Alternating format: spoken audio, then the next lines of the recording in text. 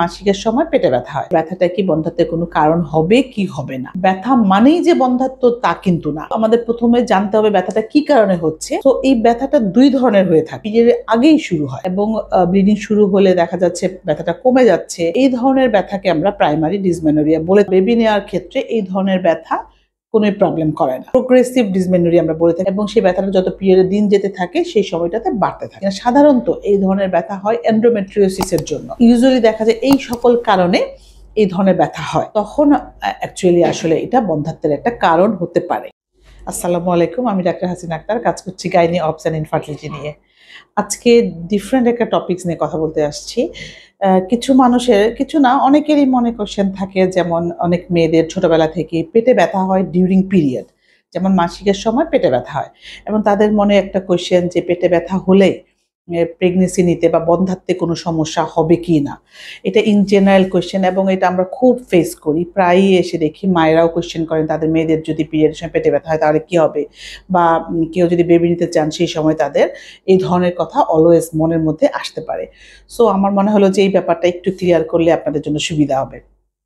তো আসি পেটে ব্যথা ডিউরিং পিরিয়ড, এটাকে আমরা বলতেছি ডিসমেনোরিয়া। আমাদের মেডিকেল টার্ম যদি বলে থাকে ডিসমেনোরিয়া, যেই ব্যথাটা পিরিয়ডের সময় হয়।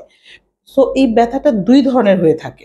দুই ধরনের, যেমন ডিউরিং জাস্ট যখন পিরিয়ডটা হবে ওই সময় ব্যথাটা হয়, এবং পিরিয়ডটা শুরু হলে যখন নাকি ব্লিডিংটা শুরু হয় স্টার্টে, তখন হচ্ছে ব্যথাটা চলে যায়। এটা এক ধরনের ব্যথা। আরেক ধরনের ব্যথা সেকেন্ডারি বলে থাকি, সেটা হচ্ছে পিরিয়ডের আগেই শুরু হয় এবং সেই ব্যথাটা যত পিরিয়ডের দিন যেতে থাকে সেই সময়টাতে বাড়তে থাকে। তো দুই ধরনের ব্যথাই হয়ে থাকে।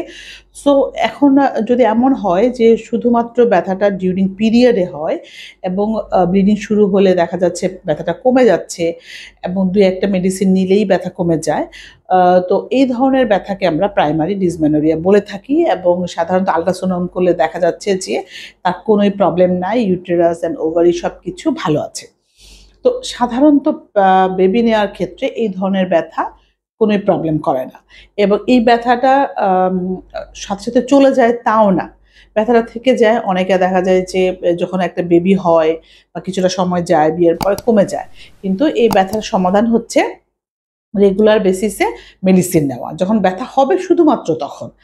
আর আরেক ধরনের ব্যথা হতে পারে যে ব্যথাটা হচ্ছে আগে থেকে শুরু হয় এবং পিরিয়ড চলাকালীন এটা বাড়তে থাকে।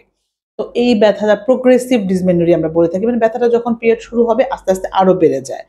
তো আমরা এই ধরনের ক্ষেত্রে পেশেন্টকে ভালো করে ইভ্যালুয়েশন করার চেষ্টা করি, আল্ট্রাসোনোগ্রাম করে দেখি যে এটা কোনো প্রবলেম আছে কিনা। সাধারণত এই ধরনের ব্যথা হয় এন্ডোমেট্রিওসিসের জন্য, যেটা আগেও আমি অন্য একটা ভিডিওতে বলেছি, এন্ডোমেট্রিওসিস বা চকলেট সিস্ট, এবং আরেকটা জিনিস হয়ে থাকে অ্যাডেনোমায়োসিস, বা ইউটেরাসের যখন নাকি এন্ডোমেট্রিওটিক ডিপোজিট থাকে সেটাকে বলে অ্যাডেনোমায়োসিস।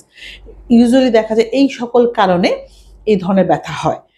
এখন আনফরচুনেটলি যদি কারো ব্যথাটা এই টাইপ হয়, সেকেন্ডারি হয় যে না তার একটা চকলেট সিস্ট আছে বা অ্যাডেনোমায়োসিস আছে, এই ধরনের প্রবলেমের জন্য ব্যথা হচ্ছে, তখন অ্যাকচুয়ালি আসলে এটা বন্ধ্যাত্বের একটা কারণ হতে পারে।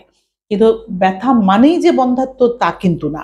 সো আমাদের প্রথমে জানতে হবে ব্যথাটা কি কারণে হচ্ছে এবং তখন ওটা ট্রিটমেন্ট করতে হবে এবং সেই অনুযায়ী বোঝা যাবে যে ব্যথাটা কি বন্ধ্যাত্বের কোনো কারণ হবে কি হবে না।